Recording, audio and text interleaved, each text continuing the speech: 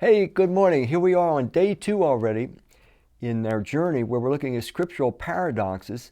And today we're going to go to the Sermon on the Mount, one of the most amazing teachings in all of Scripture. But we're just going to look at one verse on the Sermon on the Mount. Matthew chapter 5, verse 4 is where we'll zero in on our paradox.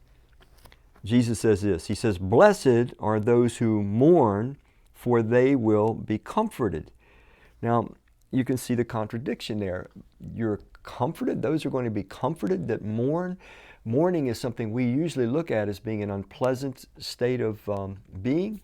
But Jesus says that those that mourn are actually the blessed.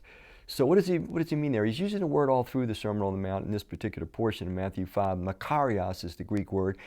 And it's the idea of being in a state of good standing. It's a little bit hard to translate. Sometimes modern translations translate it as happiness, but that doesn't really quite hit it. Jesus is saying if you're mourning in today's world, it's because you are seeing things as God sees them. You are seeing life from God's perspective. And when you see things from God's perspective, this world will make you sad. You will mourn. We read day in and day out about conflict on multi-levels, whether it's in homes, in families, in our states, in our nation, in the nations abroad. We live in a world of conflict. We live in a world of crime. We live in a world where hatred and prejudice are realities. Not to mention sickness and disease and tragic accidents and so forth. How can we not mourn if our eyes are open and we're seeing life from God's perspective? This is not the way things were supposed to be. This is not God's ultimate intention.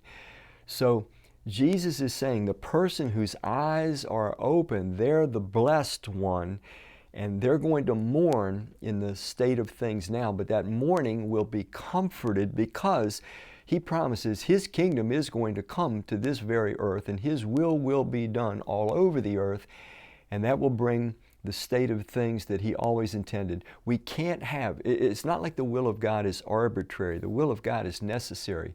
Human beings and angels alike, we can't live at the highest possible level unless we are completely 100% united with the will of God.